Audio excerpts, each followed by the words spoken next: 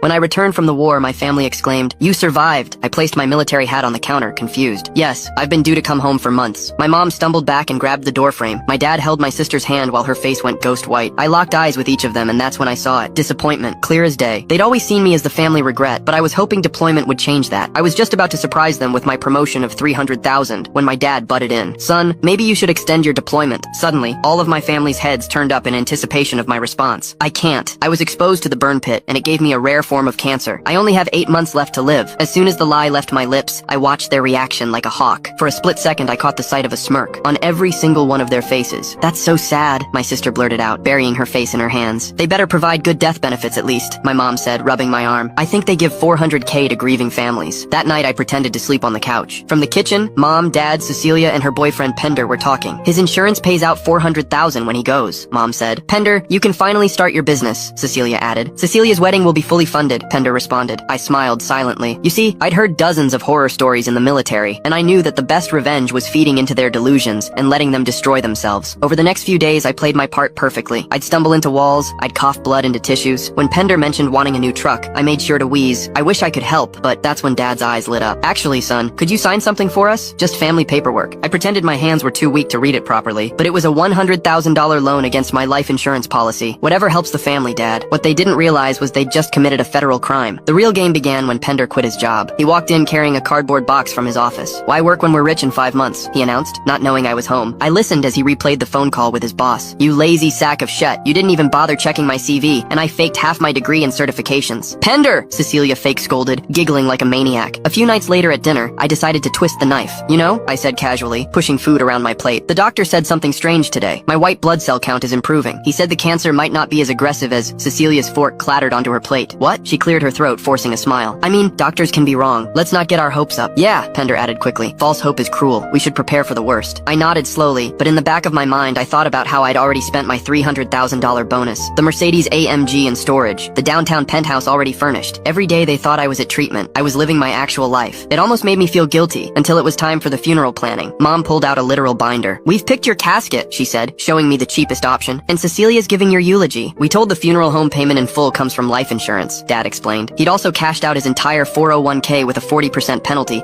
losing the $80,000 he'd saved for 30 years. Smart thinking, I wheezed. Cecilia had dropped out of college in her final semester, forfeiting her degree and $60,000 in tuition. My mom had broken the apartment lease, owing $15,000 in penalties, and told her landlord to sue her because I'll be rich soon. That night I heard them on a conference call with a voice I didn't recognize. "We need another 100 grand, Dad was saying. "The insurance pays out in 2 months maximum. You understand what happens if you don't pay?" The accent was thick, and there was casino music in the background. "We'll have your money," Pender promised. His organs are failing. My life had been reduced to collateral. The next morning, Mom handed me a coffee with shaking hands. It tasted bitter. Wrong. I pretended to drink it while she watched, then poured it out later. The residue at the bottom looked grainy. They were trying to speed things up. The next morning, I scheduled a family meeting for Sunday, saying the doctors wanted to discuss hospice options. They practically celebrated. They had no idea the funeral they'd planned wasn't mine. It was theirs. I lay on that couch for hours, staring at the ceiling and replaying every word from the kitchen. The way Mom calculated the insurance payout like she was shopping for groceries. How Pender mapped out his business plans using my death as startup capital. Cecilia giggling about wedding funds while I supposedly rotted from cancer in the next room. When morning light started filtering through the curtains, I knew I couldn't just pack my bags and disappear. They'd committed crimes, real federal offenses, and if I walked away, they'd just find another mark or keep spiraling into worse decisions. But I also knew I needed to be smart about this, not emotional. Tristan always said the difference between a good soldier and a dead one was knowing when to call for backup. I grabbed my phone and stepped outside to the back porch, dialing his number before I could talk myself out of it. He picked up on the second ring, his voice rough with sleep but instantly alert when I said I needed help. I told him everything in a rush. The fake cancer diagnosis, the insurance fraud, the loan against my policy, the way they celebrated my impending death. He didn't interrupt once, just listened to the whole story, and when I finished there was a long silence before he spoke. "Document everything," he said. "Every conversation, every text, every piece of paper they make you sign. Stay calm. Don't let them see you're onto them, and for God's sake don't do anything that makes you as bad as they are." His voice had that same steady quality from overseas, the tone that kept me grounded during the worst firefights. I spent the rest of the morning at the library 2 towns over, setting up a secure cloud storage account under an email they didn't know about. I uploaded every recording I'd made so far. The audio from the kitchen where they divided up my death benefits, the video of Pender bragging about his fake credentials, screenshots of text messages where Cecilia talked about wedding venues. I created folders for each family member and added timestamps and context notes for everything, making sure a prosecutor could follow the timeline without any gaps. The librarian gave me a weird look when I asked about their privacy policy for public computers, but I just smiled and said I was working on a research project. By the time I got back to the the house around 1 in the afternoon, I felt like I had some control back, like I wasn't just a victim waiting for them to finish me off. Dad was waiting in the kitchen with more paperwork spread across the table, his reading glasses perched on his nose like he was doing something legitimate instead of plotting. He waved me over with a smile that didn't reach his eyes and explained he needed me to sign a medical power of attorney, just standard stuff for someone in my condition. I pulled out my phone like I was checking messages but actually started recording video, angling it so the camera caught both of us in the documents. My hands shook a little as I picked up the pen, but I made it look like weakness from my fake illness instead of rage. Dad explained the form would let them make healthcare decisions if I couldn't communicate near the end, his voice so caring and paternal that I almost believed he meant it. I watched his face as I signed, saw the little flash of satisfaction he tried to hide, the way his shoulders relaxed once my signature was on the page. He patted my arm and said he was proud of how brave I was being, then carefully filed the document in a folder labeled with my name. That evening I heard voices from the garage and moved closer to the door, pressing my ear against the wood. Pender was on the phone with someone, his voice loud and boastful in that way drunk people get when they think they're being clever. He was talking about the new truck he'd already picked out, laughing about how he told his boss where to shove his job because his girlfriend's brother was about to make them all rich. The worst part was what came next, when he said the dumb bastard didn't even know they'd been planning this for months, that they'd talked about it before I even came home from deployment. My stomach turned as I realized this wasn't opportunistic greed, it was premeditated. They'd been hoping I'd die overseas, and when I survived, they just adjusted their timeline. I backed away from the door before he could hear me and went to my room, sitting on the bed and trying to process what I'd just learned. The next morning I decided to test them, to see how committed they were to this timeline of my death. At breakfast I mentioned casually that my doctor said something weird yesterday, that my latest blood work showed improvement in my white blood cell count. I watched Mom's coffee cup freeze halfway to her lips, saw the flash of panic cross her face before she forced it into concern. She set the cup down carefully and said, "Doctors could be wrong. That false hope was the cruelest thing, and I shouldn't get my expectations up." Cecilia jumped in quickly, agreeing that I should prepare for the worst instead of counting on some miracle that probably wouldn't happen. Their eagerness to keep me dying was so obvious it would have been funny if it wasn't terrifying. Later that afternoon, I found Mom's funeral planning binder sitting open on the kitchen table, like she'd been reviewing it and got distracted. I flipped through the pages and felt my jaw clench with each new detail. She'd picked the absolute cheapest casket option, the kind that's basically particle board with a thin veneer. The funeral home she'd chosen advertised budget packages for families on fixed incomes. There was a handwritten note in her careful script about how the life insurance would pay the funeral home directly, so they wouldn't have to front any money themselves. She'd even calculated how much they'd have left over after funeral costs, with neat columns showing the split between her, Dad, and Cecilia. That night I was in the bathroom brushing my teeth when I heard voices in the living room, someone on speakerphone with an accent I couldn't quite place. I cracked the door open and heard Dad talking about needing more time, about how the insurance would pay out in 2 months maximum. The voice on the phone was thick and rough, maybe Eastern European, asking when they'd have the rest of the payment. There was casino noise in the background, slot machines and crowd sounds, and the voice said something about understanding what happens if they don't pay. Dad promised they'd have the money, his voice shaking in a way I'd never heard before. Pender chimed in saying my organs were failing, that it wouldn't be much longer, and I realized Dad had borrowed from someone way more dangerous than a bank. The next morning, Mom did something she'd never done in the entire time I'd been home. She made me coffee and brought it to me on the couch. She hovered while I took the first sip, watching my face with an intensity that set off every alarm bell in my head. The coffee tasted wrong, bitter in a way that had nothing to do with how it was brewed. I pretended to drink it while she stood there, making small talk about the weather and asking how I slept. The second she left the room, I got up and poured the whole cup down the kitchen sink, rinsing it carefully. At the bottom of the cup was a grainy residue that definitely wasn't coffee grounds, something that had only partially dissolved. I took a photo of it with my phone, then used a plastic bag to collect some of the residue before washing the cup. My hands were shaking as I sealed the bag and hid it in my room. I grabbed my phone and texted Tristan, my fingers fumbling on the screen. I told him I thought they were trying to speed things up, that Mom had put something in my coffee that morning. His response came back in seconds, all caps telling me to get out of that house right now and call the cops. But I texted back that I needed to see this through, needed them to incriminate themselves completely, so there was no way they could talk their way out of it when this all came crashing down. That afternoon, I drove to the public library 3 towns over where nobody would recognize me. I found a quiet corner in the legal reference section and started pulling books on criminal law. The insurance fraud statutes were clear as glass. What Dad did by taking out that loan against my policy using forged access to my account was a federal crime carrying 5 to 10 years. The attempted poisoning fell under aggravated assault in our state, prosecutable even if the victim didn't actually ingest the full dose. What really caught my attention was the conspiracy section. Everyone who knew about the plan and participated in any way could be charged as co-conspirators, which meant Mom, Dad, Cecilia, and Pender were all potentially facing serious time. I took photos of the relevant pages with my phone and made notes about which statutes applied to which actions. By the time I left the library, I had a clear picture of just how much trouble they'd created for themselves. The next morning, I drove to a hardware store 2 towns in the opposite direction. I bought 3 small recording devices that looked like normal everyday objects. One was a pen that actually wrote but had a microphone and memory card inside. Another was a phone charger that plugged into the wall and recorded everything within 15 feet. The third was a small desk clock that looked cheap but captured both audio and video. The guy at the checkout didn't ask any questions, just rang up my purchases and wished me a good day. Back at the house, I waited until everyone was was out. Dad had gone to meet with someone about money, Mom was at her sister's place, and Cecilia and Pender were apartment hunting even though they had no income. I set up the pen on the kitchen counter where they always gathered to talk. The phone charger went into an outlet in the living room behind the couch. The clock I placed on the dining room shelf where it had a clear view of the table. I tested each one with my phone app to make sure the coverage overlapped, and I wasn't leaving any blind spots in the main areas where they plotted. When I got back from testing the devices, I called a hospice organization I found online. A woman with a kind voice answered, and I explained that I'd been diagnosed with terminal cancer and wanted to discuss end-of-life planning with my family present. She connected me with a social worker named Marguerite, who asked some basic questions about my diagnosis and timeline. I told her the doctor said I had maybe 2 months left and my family was struggling with the reality of it. She said she understood, and these conversations were never easy, but having a neutral professional present often helped families communicate better. We scheduled her to come to the house Sunday at 2 in the afternoon. I made sure to mention I wanted my whole family there so we could all hear the same information and make decisions together. She said that was actually ideal and she'd bring intake forms and information packets. After I hung up, I felt the first real sense of control I'd had since this whole thing started. Sunday was going to be the day everything came out, and now I'd have a credible witness there when it happened. That night alone in my room, I sat on the edge of my bed and stared at my hands. They looked like my hands, but I didn't quite recognize what they'd been doing lately. Setting traps, gathering evidence, manipulating my own family even if they deserved it. I wondered if I was becoming just like them, calculating and cold and willing to hurt people to get what I wanted. The thought made my stomach turn, but then I remembered their faces when I told them I was dying. Those smirks that flashed for just a second before they covered them with fake sadness. I remembered Mom's voice talking about death benefits like she was discussing a lottery win. I remembered Dad borrowing money from criminals using my life as collateral. The difference was clear when I really looked at it. They were trying to profit from my death. I was trying to stop people who wanted me dead. That wasn't the same thing at all. I waited until mid-morning when the house was busy with everyone moving around to make my anonymous call. I used a burner phone I'd picked up at a convenience store and dialed the insurance company's fraud hotline. A man answered, and I told him I had information about a potentially fraudulent claim on a life insurance policy. I gave him my policy number and suggested he might want to audit the account for irregularities. I mentioned that someone had taken out a loan against the policy and there might be misrepresentation on the application about the insured person's medical condition. He started asking for my name and contact information, but I told him I was just a concerned party who thought they should look into it. Then I hung up before he could press me further. It wasn't much, but it would get them looking at Dad's paperwork, and once they started digging, they'd find all the forged documents and false statements. The next day, I walked into the police station and asked the officer at the front desk if I could speak with a detective about a potential crime. She made a phone call, and 10 minutes later, a man in his 40s came out to the lobby. He introduced himself as Detective Morris and led me back to a small interview room with a table and 4 chairs. I sat down and told him everything. The fake cancer diagnosis, my family's reaction, the insurance fraud, the loan from dangerous people, and the coffee Mom gave me that tasted wrong. I showed him the photos of the grainy residue and explained I'd saved a sample in a sealed container. He listened without interrupting, taking notes on a yellow legal pad. When I finished, he leaned back in his chair and studied me for a long moment. Then he said he could help, but I'd need to understand this wasn't going to be simple. I'd need to wear a wire and document everything in real time. The case would be stronger if we caught them in the act of planning or attempting something, rather than just relying on past evidence. I told him I was ready to do whatever it took. That evening, I rented a storage unit across town under a fake name I'd used for my penthouse lease. I loaded my car with everything that mattered. The title to my Mercedes that was sitting in a different storage facility, my military medals in their presentation case, my actual medical records from the base hospital showing I was healthy with no cancer diagnosis, my discharge papers and promotion documentation, the folder with my real bank statements showing the $300,000 bonus. I drove it all to the storage unit and locked it away where my family couldn't get to it if things went bad. On the drive back, I memorized 3 different routes away from the house in case I needed to leave in a hurry. I programmed Detective Morris's direct number into my phone under a fake name. I mapped out where the nearest police station was and how long it would take to get there from different locations. I wasn't taking any chances that they might try something before Sunday. The next morning, the hospice intake call happened right on schedule. I gathered everyone in the living room and put Marguerite on speakerphone. She introduced herself and explained she'd be coming by Sunday to do a full assessment and discuss care options. She asked some questions about my current condition and symptoms. Mom's voice broke at exactly the right moment when she described how hard it was watching me decline. Cecilia talked about wanting to cherish our remaining time together and make sure I was comfortable. Dad asked practical questions about pain management that made him sound like a caring father instead of someone counting down days until a payout. Pender even chimed in about how the whole family was committed to supporting me through this difficult time. They performed grief so perfectly, it would have fooled anyone who didn't know the truth. Marguerite said she was impressed by how involved and supportive they all were, that many families struggled to face these conversations. After the call ended, they all looked relieved, like they'd passed some kind of test. I waited until everyone dispersed to different parts of the house before I made my move. I'd printed out forms from a legal template website the night before, official-looking documents with the header, Accelerated Death Benefit Application, across the top. These were real forms that some insurance companies use to let terminally ill people access part of their death benefit early. I filled in most of the fields but left the signature line blank. Then I put everything in a folder and left it on the dining room table where someone would definitely find it. I positioned one of my hidden cameras to capture the table from the perfect angle. If anyone tried to forge my signature, I'd have it on video. The bait was set. That afternoon, Mom came to me with a concerned expression and said she wanted to help organize my medications since I had so many bottles, and it must be confusing to keep track of everything. I watched her hands carefully as she lined up all the pill bottles on the kitchen counter. She sorted them by type and time of day, making neat little rows and explaining her system. When she stepped away to get a notepad, I quickly pulled out my phone and photographed everything. The bottle labels, the dosages, the pill counts. I zoomed in on each bottle to get clear images of exactly how many pills were inside. If any went missing or got swapped with something else, I'd have proof of what they were supposed to be. Mom came back and finished her organizing, writing out a schedule for when I should take each medication. She seemed genuinely pleased with herself, like she was doing something helpful. I thanked her and told her it really did make things easier. She squeezed my shoulder and said that's what family does. They take care of each other. The words would have been touching if I didn't know what she'd already tried to put in my coffee. 2 days later, I was in the kitchen making breakfast when I heard Dad get the mail. He came back inside holding a thick envelope with the insurance company logo on it. I watched from around the corner as he opened it and started reading. His face went from confused to pale to red in about 10 seconds. He called for Mom and Cecilia, and they gathered around the dining table while I stayed back where they couldn't see me. Dad read the letter out loud and his voice was shaking. The insurance company was flagging the policy for audit. All benefit access was frozen pending investigation. They had questions about the loan application and needed to verify medical information. The explosion was instant and beautiful. Dad started yelling about timing and how this was going to ruin everything. Mom was crying and saying they'd already spent money they didn't have. Cecilia turned on Pender and blamed him for pushing Dad to take out the loan so fast. Pender fired back that it was her idea to speed things up in the first place. They went back and forth for 20 minutes, each one blaming someone else, while I stood there recording every word on my phone. When they finally calmed down enough to think straight, Dad said he'd call the insurance company and straighten it out. Mom said they needed to be careful what they said, because audits meant they were looking for fraud. That night at dinner, everyone was tense and quiet. Dad kept checking his phone like he was waiting for something important. We were halfway through the meal when his phone rang. He looked at the number and his whole body went stiff. He put it on speaker and set it on the table. I was in the living room, but I could hear everything perfectly. The voice on the other end had a thick accent, and there was casino noise in the background. The man asked where his money was. Dad tried to explain about the insurance audit and how it was just a delay. The voice cut him off and said he wanted $50,000 by next week. Dad stammered something about needing more time. The man's voice got cold and said if he didn't have the money by next Friday, they would start taking payment in other ways. Dad promised the insurance money was coming soon. Just a small delay. Everything would be fine. The man hung up without saying goodbye. I watched Dad's hands shake as he picked up his phone. Mom asked who that was and Dad just shook his head. The next morning I came downstairs and found everyone at the breakfast table. I sat down and mentioned casually that I had a doctor appointment yesterday. They all looked up at me. I said my oncologist mentioned something interesting about a new clinical trial. The trial was for my type of cancer, and it might extend my timeline by 6 months or more, maybe even a year if it worked really well. I watched their faces carefully. Mom was the first to speak. She said clinical trials were risky and often gave false hope. Dad agreed and said experimental treatment might make my remaining time miserable instead of peaceful. Cecilia jumped in saying I should focus on quality of life, not quantity. Pender added that trials were just guinea pig experiments and most of them failed anyway. They all talked over each other trying to convince me not to do it. I let them go on for a few minutes before I said I'd think about it. The relief on their faces was obvious. After breakfast, I grabbed the sealed container with the coffee residue and drove across town to a medical lab. I explained to the technician that I suspected someone was drugging me and needed the residue tested. She looked concerned and asked if I was in immediate danger. I told her I was safe for now, but needed proof of what was in the coffee. She said they could run a full toxicology screen. I mentioned that Detective Morris had sent over a chain of custody form. She pulled it up on her computer and nodded. The form would make sure the results could be used as evidence if this went to court. She labeled the container and gave me a receipt. She said results would take 3 to 5 business days. That afternoon, my phone rang and it was Tristan. He didn't waste time with small talk. He said I needed to hire a lawyer before this went any further. I started to argue, but he cut me off. He said even though I was the victim here, my own lying about being sick could create legal problems. I might need someone protecting my interests too. I told him I'd think about it, but hiring a lawyer now might tip off the family that something was wrong. He said I was being stupid and stubborn. We argued for a few more minutes before he made me promise to at least look up some names. I agreed just to get him off my back. That evening, Mom found me in my room and said she wanted to help me keep track of my medications. She said it must be confusing with so many different pills and schedules. I told her that would be really helpful. We went to the kitchen and she started going through all the bottles. She organized them by time of day and wrote out a detailed schedule. Before she touched anything, I pulled out my phone and took pictures of every single bottle. I zoomed in on the labels and made sure I could see the pill counts clearly. When Mom stepped away to get a pen, I took more pictures. After she finished organizing everything, I thanked her and said it really did make things easier. When she left the room, I took another complete set of pictures. I checked each bottle against images online to make sure the pills inside matched what the labels said. Everything looked normal so far, but I wasn't taking any chances. The next day, Detective Morris called while I was out getting groceries. He said the insurance investigator Evelyn had finished reviewing Dad's loan application. She confirmed that Dad had lied about my medical condition and forged access to my online insurance portal. The application had false information about my prognosis and treatment timeline. It was enough for fraud charges, but they wanted more evidence of the broader conspiracy before moving forward. The detective said they were building a case that would stick to everyone involved, not just Dad. He asked if I'd noticed anything else suspicious. I told him about the loan shark call and how scared Dad looked. He said that was good information and to keep documenting everything. He explained they'd logged the coffee sample and were tracking whether anyone in my family had purchased sedatives or other substances. He wanted to know if I'd seen anyone going to pharmacies or making suspicious purchases. faces. I realized I hadn't been paying close enough attention to their daily movements. I'd been so focused on recording their conversations that I missed the physical evidence trail. He told me to start watching where they went and what they bought. 2 days before Sunday, a black car pulled up outside our house. A man in an expensive suit got out and walked toward the door. Dad was in the living room, and when he looked out the window, his face went completely white. He told us all to stay inside and went out to the porch. I moved to a window where I could see without being obvious. The man was talking, and Dad was nodding and pulling out his wallet. Dad handed over some cash, but based on the man's angry hand gestures, it wasn't enough. The conversation got heated, and the man poked Dad in the chest a few times. After the man left, Dad stood on the porch for a long time just staring at nothing. When he came back inside, he looked like he'd aged 10 years. His hands were shaking, and there was sweat on his forehead even though it wasn't hot outside. That afternoon, I decided to push things further. I was in the kitchen getting water when I let my knees buckle and fell to the floor. I made sure to gasp like I couldn't breathe properly. I kept my eyes half closed so I could see their reactions. The family rushed over and surrounded me. Through my eyelashes, I watched their faces. Pender muttered something under his breath that sounded like finally. Cecilia hissed at him to shut up. Mom's voice was cold and calculating when she asked if they should call for help or just wait and see. Dad said to give it a minute and see if I came around on my own. They stood there watching me struggle to breathe for what felt like forever. Finally, Mom told Cecilia to get me some water. I let my breathing slowly return to normal and opened my eyes fully. They all rushed to help me up and asked what happened. I said I just felt dizzy all of a sudden. Mom said it was probably the cancer progressing and I should rest more. They helped me to the couch and brought me water and pillows. The whole time they were playing concerned family, I was thinking about what I'd just heard them say when they thought I was unconscious. The next morning, my phone rang early, and I saw Detective Morris's number on the screen. I stepped outside to the back porch where nobody could hear me. He got straight to the point about the coffee sample I'd given him. The lab found crushed sleeping pills in the residue, enough to cause serious problems if I'd been taking other medications, or if my body was actually weak from illness like they thought. He said it was solid evidence of attempted poisoning, and combined with the insurance fraud, they were building a strong case against the whole family. But he needed Sunday's meeting to happen so they could catch everyone together with witnesses present who could testify about what they saw and heard. I told him I understood and asked what I should do until then. He said to act normal, keep documenting anything suspicious, and stay safe. By midday, I got a call from Evelyn at the insurance company. She'd been digging through their systems and found the access logs for my policy portal. Dad's laptop showed up in the records with timestamps proving he logged in pretending to be me. He'd submitted the loan application himself and attached forged medical papers that made my condition sound worse than I'd even claimed it was. She said the fraud was clear as day, and she was working with Detective Morris to have everything ready for Sunday's confrontation. I thanked her and hung up feeling this weird mix of victory and sadness that my own father had done this. Later that afternoon, I was checking my phone when I walked past the family computer in the den. Cecilia had left herself logged in, and I could see her text messages right there on the screen. My stomach dropped as I read through a conversation with Pender from 2 days ago. She was asking about ways to shorten the wait, and whether his cousin, who works as a nurse, could get access to something stronger than sleeping pills. Pender had responded asking what she meant by stronger, and Cecilia wrote back that she meant something that would look natural, like a heart attack or stroke. I felt sick reading my own sister actively plotting to kill me. I grabbed my phone and took screenshots of everything, then sent them straight to Detective Morris with shaking hands. He texted back within minutes saying this was exactly the kind of evidence they needed and to be extra careful around the family. I spent the rest of the afternoon working with Detective Morris on setting up a trap for Saturday. We arranged for a delivery company to bring an official-looking envelope addressed to me containing a fake accelerated benefit payout check. The check looked real enough to fool someone who wasn't looking too close, and it required my signature to deposit. Detective Morris said we were betting that someone would try to forge my signature, and we'd have it on camera when they did. I positioned my phone in the living room bookshelf with the camera aimed at the front door and mail table, making sure the angle would catch everything. Friday morning, I called the hospice organization and asked to speak with Marguerite. I confirmed she'd be arriving Sunday at 2 in the afternoon for the consultation. She asked if there was anything specific she should know beforehand, and I explained there was some family tension around my illness. I said I wanted a neutral professional present to help guide difficult conversations about end-of-life planning. It was true enough that she didn't question it, and she told me she'd worked with plenty of complicated family situations before. She sounded kind and professional, and I almost felt bad about what she was walking into. Saturday morning arrived, and I made a big show of being tired and needing to nap in my room. I pulled up the camera feed on my phone and watched the living room from under my blankets. Right on schedule, the delivery person knocked and left the envelope on the front porch. I watched Pender answer the door and bring the envelope inside. He looked at the return address and his eyes got wide. He called for Cecilia, and they opened it together right there at the mail table. I watched Pender read the fake check and saw his face light up with greed. He grabbed a pen and some scratch paper from the drawer and started practicing my signature over and over. After about 10 tries, he carefully signed the endorsement line on the back of the check. The whole thing was caught in perfect high-definition video. I saved the file immediately and sent a copy to Detective Morris. He responded with a thumbs up and told me that was textbook forgery. That afternoon, Dad found me in the kitchen and said he needed to talk. He sat me down at the table with another form and explained it was a DNR order. He said it would tell doctors not to try to bring me back if my heart stopped, that it would prevent me from suffering through painful procedures that probably wouldn't work anyway. His voice was so gentle and caring that if I didn't know better, I might have believed he actually gave a damn about my comfort. I signed the form, but it wasn't the one he thought it was. I'd prepared my own version that looked identical, but included hidden language that logged any changes or alterations to the document. I watched Dad's shoulders relax once my signature was on the page, and he patted my hand like a loving father. That evening, I was was in the bathroom when I heard Dad on the phone in the hallway. He was talking to someone about finalizing a payment arrangement and asking them to come by Sunday afternoon around 2:30. My stomach dropped hard as I realized what this meant. Dad had scheduled a meeting with the loan shark at the exact same time as the hospice consultation. These were dangerous people who'd already threatened him, and now they'd be showing up right when the police were planning to move in. I waited until Dad went to bed, then called Tristan in a panic. I told him I was thinking about just posting everything online and exposing the whole situation publicly instead of waiting for Sunday. He listened to me freak out for a few minutes, then talked me down in that calm way he has. He pointed out that going public now would warn the family and give them time to destroy evidence. He said I needed to trust the legal process, even though it was scary, and even though it felt like things were spinning out of control. He reminded me that Detective Morris knew what he was doing and had handled situations way more complicated than this. By the time we hung up, I felt steadier, but I still barely slept that night. Sunday morning, I got up early and drove to a notary office across town. I brought documents I'd prepared for a proper living will with an independent executor who wasn't family. The notary witnessed my signature and asked questions to make sure I understood what I was signing. I explained that previous documents I'd signed were done under pressure, and I wanted to make sure my actual wishes were legally clear. She notarized everything and gave me certified copies. I drove straight to my storage unit and locked the originals in my safe, then sent scanned copies to Detective Morris, creating a paper trail that would protect me no matter what happened later today. Back at the house, I found myself alone in the living room, staring at the bookshelf where Mom kept the family photo albums. I pulled down the oldest one and opened it on the coffee table. Birthday parties from when I was 7 with a homemade cake and paper decorations. Christmas mornings with all of us in matching pajamas that Mom insisted we wear for photos. A trip to the beach where Dad taught me to build sandcastles, and Cecilia buried my feet in the sand while laughing. I turned the pages slowly and studied each picture, looking for signs of what they would become. But the smiles looked real. The hugs looked genuine. Dad's hand on my shoulder at my high school graduation seemed proud, not disappointed. I let myself feel the loss of it, the grief for people who either never existed or died so gradually I didn't notice when they stopped being my family. The photos showed strangers wearing familiar faces. I closed the album and put it back on the shelf, accepting that whatever we had been was gone long before I came home from deployment. My phone buzzed in my pocket, and I saw Detective Morris calling. I answered, and he got straight to the point without any greeting. He said even though I was cooperating and clearly the victim of their crimes, my own lie about being sick could create legal problems for me. The insurance company might come after me for fraud. The prosecutor might want to charge me with filing a false report if any medical claims got submitted. He couldn't promise complete immunity, and I needed to understand I might face consequences too. I told him I understood, and I was willing to accept that exposing them was worth whatever happened to me legally. He said okay, and reminded me that everything was set for this afternoon, that I should stay calm and let things play out. I hung up and checked the time. It was almost 1 in the afternoon. The doorbell rang and I heard Mom answer it. A delivery person asked her to sign for a certified letter. I walked into the hallway and watched Mom's face go white as she read the return address. She ripped open the envelope right there in the doorway, and I saw her hands start shaking as she read. The letter was from the insurance company formally notifying the family that my policy was under criminal investigation for fraud, and all benefit access was frozen pending the outcome. Mom stumbled backward, and Dad came running from the kitchen asking what was wrong. She handed him the letter without speaking. His face went from confused to angry to scared in about 5 seconds. Cecilia came down the stairs asking what all the noise was about, and Pender followed behind her. Dad read the letter out loud in a voice that kept breaking. Criminal investigation, fraud, frozen benefits, possible prosecution. The words hung in the air like smoke. Then the explosion started. Dad turned on Mom and started screaming that this was her fault for pushing him to take out that loan, that he never would have done it if she hadn't kept talking about how much money we'd have. Mom screamed back that Cecilia was the one who kept making plans and spending money they didn't have yet, that she encouraged all of this. Cecilia started crying and yelling that Pender was the one who quit his job, that he was the one who kept saying I'd be dead soon anyway, so why wait? Pender got in Dad's face and said it was Dad who borrowed from dangerous people, who forged my signature, who got them into this mess. They went around and around, blaming each other, voices getting louder and meaner. I stood in the doorway watching them tear each other apart, and nobody even looked at me. They were so busy attacking each other they forgot I was there. The fighting went on for maybe 10 minutes before it started to slow down. Everyone was breathing hard and red in the face. Cecilia was crying for real now, not the fake tears she'd been doing for weeks. Mom had her head in her hands. Dad looked like he aged about 20 years. I heard myself say that maybe I could sell my car to help with some of the debts. The words just came out and I wasn't sure if I meant them or if I was still playing the game. For just a second, everyone's faces changed. They looked at me like I was actually their family member instead of a walking paycheck. Cecilia came over and hugged me tight, and for a moment she felt like my real sister, the one who used to braid my hair when I was little, and she was practicing for beauty school. But then Dad asked how much the car was worth. I said maybe $30,000. I watched him do the math in his head, calculating whether that was enough to cover what they owed. His face fell when he realized it wasn't even close. Mom asked if I had anything else to sell. Pender suggested I could cash out my military retirement early. The moment died as fast as it came, and they were back to seeing me as an asset to liquidate. I said I needed to go lie down before the hospice person arrived at 2. I told them I was feeling weak and needed to rest. They barely acknowledged me as I walked toward my room. I grabbed my keys and wallet from the dresser and slipped out the back door while they were still in the living room arguing in lower voices. I drove across town to my penthouse and let myself in, making sure nobody followed me. I spent the next hour installing extra security locks on the door and windows. I set up my actual living space properly with my clothes in the closet and my personal items on the shelves. I made the bed with real sheets instead of the temporary setup I'd been using. This was my real home now, and I needed it to feel that way. Before I left, I grabbed a pill organizer from the bathroom and filled it with vitamins. I used a label maker to print out fake medication names that sounded like cancer drugs. I drove back to the family house and snuck the pill organizer into my room, leaving it on the nightstand where they'd see it. Let them think I was still taking my medication. Let them think everything was normal. Back at my penthouse, I opened my laptop and checked my secure email. Detective Morris had forwarded me a text message he'd intercepted from the loan shark's phone. It said Sunday 2:30 p.m. Bring cash or collateral. The timing collision was confirmed. The loan shark would be showing up right in the middle of the hospice meeting and the insurance audit. Detective Morris added a note at the bottom saying they'd have units ready to handle multiple situations at the same time, that I shouldn't worry about the dangerous people showing up because they'd be dealt with. I closed the laptop and felt my heart pounding. This was really happening. Everything was coming together in a few hours. I picked up my phone and called the hospice social worker. She answered on the second ring, and I told her my name and reminded her about the 2 o'clock appointment. I said I wanted to give her a heads up that the family meeting might be tense, that there were some financial problems adding stress to everything. She said she appreciated the warning and that she'd worked with families in crisis before. She said her job was to keep the conversation helpful and make sure everyone felt heard. I thanked her and hung up feeling slightly better knowing she was prepared. My phone rang again almost immediately. It was the insurance investigator calling to confirm her arrival time. She said she'd be at the house at 2:15 to conduct her audit interview with Dad, which meant she'd walk in right when the hospice meeting was starting. I told her that was fine and gave her the address again to make sure she had it right. She said she was looking forward to getting to the bottom of this situation and that fraud cases like this were taken very seriously by her company. I could hear the steel in her voice and I knew Dad was in for a rough time. She hung up and I sat there in my penthouse looking out the window at the city below. The convergence of official witnesses was coming together exactly as planned. Detective Morris and his team watching from outside. The hospice social worker asking questions. The insurance investigator conducting her audit. The loan shark showing up demanding payment. All of it happening at the same time in the same place with my family at the center. That evening I set up my phone on a tripod and started recording a video. I looked at the camera and began talking, explaining everything from the beginning. I said I lied about being sick because I saw disappointment on their faces when I came home alive. I described overhearing them plan how to spend my death benefits. I talked about the loan Dad took out and the fake credentials Pender bragged about and the college degree Cecilia threw away. I explained about the coffee Mom tried to poison me with and the funeral they planned with the cheapest casket. I was honest about my own lies and manipulation, about how I fed into their plans and documented everything. I said I wasn't trying to paint myself as a perfect victim or some kind of hero. I admitted the moral complexity of what I'd done, how I'd deceived them even though they were trying to kill me. I talked about the gray areas and the questions I still had about whether I'd become as bad as they were. The video ran for almost 30 minutes and by the end my voice was rough and my eyes were burning. I stopped recording and saved the file to 3 different locations. If something went wrong tomorrow, if the loan shark's people hurt me, or if my family tried something desperate, at least there would be a record of the truth. I saved the video file to 3 different cloud accounts and locked my phone. My hands were still shaking from talking through everything out loud. I stood up and walked to the window, looking down at the city lights below. Tomorrow at this time it would all be over, one way or another. I went to my bedroom and pulled out a notebook, the kind with cheap lined paper that I used to use in high school. At the top of the first page I wrote down the first question I wanted to ask. Something casual about their plans for after I was gone. I crossed it out because it sounded too obvious, like I was fishing for information. I tried again, making it sound more like a dying man wanting to know his family would be okay. I wrote down 5 different versions before I found one that felt natural. Then I moved on to questions about the money. How to bring up the loan without making it sound like I knew it was fraud. How to reference the insurance payout in ways that would get them talking. I filled 4 pages with different approaches, different phrasings, different ways to create openings for them to incriminate themselves. By the time I finished, it was almost midnight and my hand hurt from writing. I read through everything twice, memorizing the questions that felt most natural. Then I tore the pages out of the notebook and fed them through my paper shredder. I couldn't risk anyone finding my practice notes. I set 3 alarms on my phone for 6 a.m. and tried to sleep. I lay in bed staring at the ceiling, running through scenarios in my head. What if they realized it was a trap before the police arrived? What if the loan shark showed up early and things got violent? What if Mom had put something worse than sleeping pills in my coffee, and I'd actually been poisoned with something dangerous? My brain wouldn't shut off and I kept checking my phone every 20 minutes. Around 3 in the morning I finally dozed off for a few hours. The first alarm went off at 6 and I woke up with my heart already racing. My hands were shaking, so bad I could barely hold my phone to turn off the alarm. I sat up in bed and felt like I couldn't get enough air into my lungs. My chest was tight and my vision was getting fuzzy around the edges. I grabbed my phone and called Tristan with trembling fingers. He answered on the second ring, his voice alert even though it was early. I tried to tell him I couldn't do this, but the words came out in gasps. He told me to breathe in for 4 counts, hold for 4, out for 4. I followed his instructions, and after a few minutes my vision cleared. He reminded me that I was doing this to protect myself, that my family had tried to poison me, that their choices created this situation. He said I was brave for standing up to them instead of just running away. He told me to take a shower and get dressed and call him back if I needed to. I thanked him and hung up. I sat on the edge of my bed for another 10 minutes, just breathing slowly. Then I got up and took the longest shower of my life, letting the hot water run over me until I felt almost normal again. At 9:30 I drove to a notary office on the other side of town. The woman behind the desk was in her 60s with reading glasses on a chain around her neck. I told her I needed to revoke some legal documents I'd signed. She pulled out the proper forms and asked me which documents I was revoking. I explained about the power of attorney papers my dad had me sign, the medical decision-making authority, all of it. She typed up the revocation paperwork and had me sign in 3 places while she watched. Then she stamped everything with her official seal and made certified copies. I asked for 5 copies and she ran them through her machine. I paid her in cash and she handed me the documents in a manila folder. I thanked her and walked out to my car. I sat in the parking lot and used my phone to scan all the documents, then emailed them to Detective Morris. Then I texted him that the originals were on their way. I drove to the post office and sent the folder by certified mail with signature required. Now there was a legal record that my family no longer had authority over my medical decisions or anything else. I got back to the family house at 11:45. My stomach was doing flips, but I walked through the front door like everything was normal. Mom was in the kitchen making lunch and asked if I wanted anything. I told her I wasn't hungry. Dad was in the living room watching television. Cecilia and Pender were upstairs. I went to my room and waited. At exactly noon, I heard a car pull up outside. I looked through the window and saw Detective Morris getting out of an unmarked sedan. He was wearing jeans and a polo shirt, looking like he could be anyone. I went to the front door and let him in before anyone else noticed. He followed me to my room and closed the door quietly. He pulled a small device out of his jacket pocket. It looked like a thick button with a wire attached. He had me take off my shirt and he taped the microphone to my chest, running the wire down to a small transmitter that clipped to my belt. He showed me how to turn it on and off. Then he went over the safety rules. If I said the word hospital, they would come in right away. If things got physical, they were positioned outside and could be through the door in seconds. He told me to try to stay in the main living room where they had the best sight lines through the windows. He asked if I understood and I nodded. He tested the microphone by having me count to 10 while he listened on his earpiece. Then he put his hand on my shoulder and told me I was doing the right thing. He left through the back door and I watched him walk casually down the alley to where his team was set up. At 1:30, I told my family that the hospice worker would be here at 2. Mom immediately started tidying up the living room. Dad changed into a nicer shirt. Cecilia came downstairs with red eyes like she'd been crying on purpose. Pender was wearing a tie which I'd never seen before. They were all playing their parts. At exactly 2 o'clock, the doorbell rang and I answered it. Marguerite stood on the porch with a leather folder and a kind smile. She was maybe 50 with gray streaks in her dark hair. I introduced her to everyone and she shook hands with each family member. She sat down in the armchair and pulled out her intake forms. She started asking questions about my diagnosis, when I was diagnosed, what symptoms I was experiencing. I described the fake cancer symptoms I'd been performing. She asked about my care needs and my family jumped in, talking over each other about how devoted they were to helping me. Mom described the medication schedule she'd set up. Dad talked about taking time off work to be with me. Cecilia's voice broke as she talked about wanting to make my last months meaningful. I watched them lie smoothly to this woman's face and felt sick. Marguerite was writing everything down in her folder, nodding along, asking follow-up questions about pain management and mobility issues. The whole time I was thinking about the wire taped to my chest, recording every word. At 2:15, the doorbell rang again. Everyone's heads turned toward the door. I got up to answer it, and standing on the porch was a woman in a business suit holding a large folder. She introduced herself as Evelyn from the insurance company. I saw the color drain from Dad's face. I invited her in and explained that she was here to review some paperwork with Dad. The energy in the room changed completely. Mom's smile froze on her face. Cecilia grabbed Pender's hand. Marguerite looked confused but kept her professional expression. Evelyn sat down on the couch and opened her audit folder. She pulled out a stack of documents and looked at Dad. She said she needed to discuss some irregularities with his recent insurance transactions. Dad tried to act calm, but sweat was already forming on his forehead. His hands shook as he pulled out his own paperwork. Evelyn asked him to explain how he accessed my insurance portal. Dad started talking about how I was too sick to handle it myself, so he was helping me. His voice was shaking. Evelyn pointed to something on one of the forms and asked about the timestamps. She said the login record showed someone accessing the portal at 2 in the morning multiple times. Dad stumbled over his words trying to explain. Then Cecilia suddenly blurted out that he had to do it because they needed the money, and I was dying anyway. The room went silent. Marguerite stopped writing and looked up sharply. Evelyn made a note on her form. Mom hissed at Cecilia to be quiet. Dad's face went red and he started explaining that it wasn't fraud because the money was going to come to them anyway. Evelyn asked him to clarify what he meant by that. Dad kept digging himself deeper, talking about the death benefit and how he just borrowed against it early. Pender had been drinking since morning and I could smell it from across the room. He suddenly laughed and said they'd all been so smart about this. He started listing everything they'd bought with the borrowed money. The new furniture, Cecilia's wedding dress, his truck down payment. He talked about quitting his job and how his boss had been too stupid to check his fake credentials anyway. He said they'd been planning this for months, just waiting for me to die so they could finally be rich. He described their plans for after I was gone like I wasn't sitting right there listening. Mom was trying to get him to shut up, but he kept talking. Cecilia was crying now, but not in the fake way from before. Real tears because she knew something was wrong. Pender kept going, talking about how they'd already spent the money in their heads, how they'd divided it up, how they'd even joked about ways to speed things along. Marguerite asked Mom about my medication management. Her voice was careful now, professional but cold. Mom got defensive immediately. She said she was just trying to help me rest. She said she'd been putting something in my coffee to help me sleep through the pain. She said it was just to make me comfortable. Marguerite's face went completely still. She wrote something on her form with very precise handwriting. She asked what specifically Mom had been putting in the coffee. Mom said just some sleeping pills, nothing dangerous. Marguerite asked how many pills and how often. Mom's voice got higher as she tried to explain that it was fine, that she was just being a good mother. Evelyn was writing everything down now too. The whole room felt like it was holding its breath. The front door opened and Detective Morris walked in with 3 uniformed officers behind him. They moved with calm authority, spreading out into the room. One officer went to Dad, another went to Mom. The third stood by Pender. Detective Morris identified himself and said they were separating everyone for questioning. Mom started started crying and asking what was happening. Dad's face went gray. Cecilia looked at me, and I saw the exact moment she understood. Her eyes went wide and her mouth opened. She said my name like a question. Pender tried to stand up, but the officer put a hand on his shoulder. Detective Morris explained that they were investigating insurance fraud, identity theft, and attempted poisoning. He said everyone needed to come down to the station. Mom screamed that this was a mistake. Dad just sat there staring at nothing. Cecilia kept looking at me with this expression of complete shock. Then her face changed. The shock turned to anger, and then to something like hate. She realized I'd set this up, that I'd planned this whole thing, that the dying son they'd been celebrating was never actually sick. Pender started yelling about his rights. Mom was sobbing. Dad finally looked at me and I saw everything in his eyes. Confusion, fear, and underneath it all, the same disappointment I'd seen when I first came home from deployment. The officers moved Dad to the kitchen and Pender to the hallway while Mom stayed in the living room with a female officer standing next to her. Cecilia sat frozen on the couch, her face blank like she'd stopped processing what was happening. I stayed in my chair while Detective Morris explained that everyone would be questioned separately and transported to the station for formal statements. At exactly 2:30, the sound of tires on gravel made everyone's heads turn toward the front window. A black SUV pulled up to the curb, and two men in expensive suits got out, moving toward the house with the kind of walk that said they were used to people getting out of their way. The uniformed officers at the door intercepted them at the end of the driveway before they could reach the porch. I watched through the window as one officer asked for identification, and the taller man in the dark suit pulled out a wallet. The officer's posture changed immediately and he reached for his radio. Within seconds, the shorter man was turned around and handcuffed, while the taller one started arguing and pointing at the house. Detective Morris went outside and I could see him talking to the men, his hand resting casually on his belt near his weapon. The loan sharks my family owed money to were being arrested right there in front of the house, one of them apparently having an outstanding warrant that showed up when they ran his information. The dangerous creditor problem that had been hanging over everything was suddenly being handled by the legal system instead of threatening my family anymore. Mom started crying harder when she saw the men in handcuffs, probably realizing that her escape plan of using insurance money to pay off the debt was completely gone now. Over the next 2 hours, the house transformed into something that looked like a crime scene from a TV show. Evidence technicians arrived with cameras and collection kits, photographing everything and bagging items in clear plastic with labels and tags. They took the pill bottles from the kitchen counter, documenting each one with photos before sealing them. The coffee cup I'd saved with the grainy residue got special attention, carefully packaged with chain of custody forms that Detective Morris explained would track it all the way to the lab and back. They found my hidden recording devices, the pen and phone charger and clock that had been capturing conversations for days, and instead of being mad about it, the detective actually nodded approvingly and said it showed good thinking. The forged insurance documents that Dad had gotten me to sign were photographed in place and then collected as evidence of fraud. My fake medical records that I'd created to support the cancer lie were also taken, which made my stomach twist, because those proved I'd been lying too. Marguerite sat at the dining room table with an officer, giving her statement about what she'd witnessed during the intake meeting. She described Mom's admission about putting something in my coffee and how defensive she'd gotten when questioned about medication management. Evelyn was in Dad's home office with another officer, going through the computer and pointing out the fraudulent insurance portal access and forged documents she'd discovered during her audit. Both women had gone from being neutral professionals doing their jobs to being key witnesses in a criminal case, and I felt bad that my family drama had pulled them into this mess. Detective Morris drove me to the police station in his unmarked car while the evidence technicians finished processing the house. The station was busy with afternoon shift change, officers coming and going and people sitting in plastic chairs waiting to file reports or see someone in custody. He took me to a small interview room with a table and chairs and a camera mounted in the corner, the kind of room I'd seen in every cop show but never thought I'd actually be sitting in. I gave my full statement starting from the moment I came home from deployment and saw the disappointment on their faces. I explained the lie about having terminal cancer and how I'd watched them celebrate the news and start spending money they didn't have. I described the loan Dad took out against my life insurance and how Pender quit his job and Cecilia dropped out of school. I admitted to faking symptoms and stumbling into walls and coughing fake blood into tissues to make them believe I was getting sicker. I told him about the coffee that tasted wrong and the grainy residue I'd saved and how I'd heard them planning to speed things up. I explained setting up the Sunday meeting with the hospice worker and the insurance investigator as a trap to expose them with witnesses present. Detective Morris listened without interrupting, taking notes and occasionally asking clarifying questions about dates and times. When I finished, he leaned back in his chair and told me I needed to get my own lawyer because even though I was clearly the victim of attempted poisoning and fraud, my own deception about being terminally ill could create legal complications. The insurance company might come after me for fraud too, or my family's lawyers might try to use my lie to make me look like the bad guy. He gave me the name of a defense attorney who handled complex cases and said to call him first thing Monday morning. By evening, the arrests started happening in waves as the investigation moved forward. Mom was booked on attempted poisoning charges, and the judge denied bail because the prosecutor argued she was a flight risk and potentially dangerous. She'd tried to kill her own son for insurance money, and the evidence of the drugged coffee plus her recorded statements made it a strong case. Dad got charged with insurance fraud and identity theft for the forged documents and illegal portal access, but he made bail with a bond that he somehow arranged through his brother. Cecilia and Pender were brought in for questioning about conspiracy. Both of them asked what they knew about the plans to speed up my death and whether they'd participated in any way. The text messages Cecilia had sent about finding ways to shorten the wait were shown to her during the interview. Pender's recorded statements about me being a dumb bastard who was about to make them rich were played back to him. Neither of them got arrested that night, but they were told not to leave town and to expect charges to be filed. Restraining orders were issued, keeping all 4 of them away from me, with specific instructions that they couldn't contact me directly or through other people or even through social media. I was given copies of the protective orders, and Detective Morris explained that if any of them violated the terms, they'd be arrested immediately. Walking out of the police station that night, I felt strange and empty, like I'd been carrying something heavy for so long that now without it, I didn't know how to stand up straight. Over the next few days, my phone became unusable from all the calls and texts coming in from extended family members. Aunts and uncles and cousins I barely talked to were suddenly demanding to know what happened and why my parents were being arrested. Some of them had heard from Mom's side that I was a liar who faked cancer to set up my own family. Others had heard from Dad's brother that my parents were monsters who tried to kill me for money. Most of them were just confused and angry that private family business had turned into a criminal case with lawyers and courts involved. My phone buzzed constantly with messages asking for my side of the story, or telling me I was wrong, or saying they always knew something was off about our family. A few cousins sent supportive messages saying they believed me and asking if I needed anything. My dad's sister called me a manipulative psychopath who destroyed the family for attention. My mom's brother said he always knew my parents were capable of something like this. The family group chat that usually shared holiday photos and birthday wishes turned into a war zone of accusations and defenses and people taking sides. I stopped reading the messages after the first day because every notification made my chest tight and my hands shake. I turned off my phone and left it in a drawer, checking it once a day for messages from Detective Morris or my new lawyer, but ignoring everything else. The bail and arraignment hearings happened over the following week, and I had to attend some of them as a witness and victim. Dad made bail with money borrowed from his brother, walking out of the courthouse in the same clothes he'd been wearing when they arrested him. Mom's hearing was different because the prosecutor brought photos of the drugged coffee residue and played recordings of her talking about helping me rest through the pain. The judge looked at the evidence and listened to the prosecutor explain that Mom had access to medications and had already tried once to poison me. He denied bail and remanded her to custody pending trial, which meant she'd stay in jail until the case was resolved. Mom cried and her public defender argued that she wasn't a danger, but the judge said attempted murder of a family member showed a willingness to harm that made her too risky to release. Watching her be led away in handcuffs made me feel sick, even though I knew she'd literally tried to kill me. Cecilia's arraignment came a few days later, and she was charged with conspiracy to commit fraud and conspiracy to commit assault. Pender got similar charges, plus his own fraud charges related to the fake credentials he'd bragged about. Both of them made bail and walked out looking smaller and older than they had a week ago. The judge issued protective orders preventing any of them from contacting me directly or through intermediaries, and warned them that violation would result in immediate arrest and bail revocation. The insurance company froze the entire policy and sent a letter saying all claims were suspended pending the outcome of the criminal investigation. My new lawyer met with their legal team to discuss my cooperation in the fraud case against Dad. They were willing to offer me limited immunity for my false statements about being terminally ill in exchange for my testimony about how Dad forged my signature and accessed my account illegally. The deal meant I wouldn't face criminal charges for lying about having cancer, but I'd have to pay back the $100,000 loan amount plus penalties and interest. My lawyer explained this was actually a good deal because technically I had committed fraud by making false statements to get sympathy, even though my family had used those statements to commit worse crimes. I'd have to pay back around $120,000 total over a payment plan, which would eat up a big chunk of my military bonus, but was better than going to jail. I signed the agreement and gave a detailed statement about everything I knew regarding the insurance fraud. The insurance investigator thanked me for my cooperation and said my testimony would be crucial in their case against Dad. 2 weeks after everything exploded, I got a phone call from a number I didn't recognize. A man with a thick accent told me that my father still owed money and the debt didn't go away just because some of the collection people got arrested. He said I could help the family by paying what was owed, and when I said I wasn't paying anything, he told me I should think carefully about my decision. I recorded the call and sent it immediately to Detective Morris, who called me back within an hour.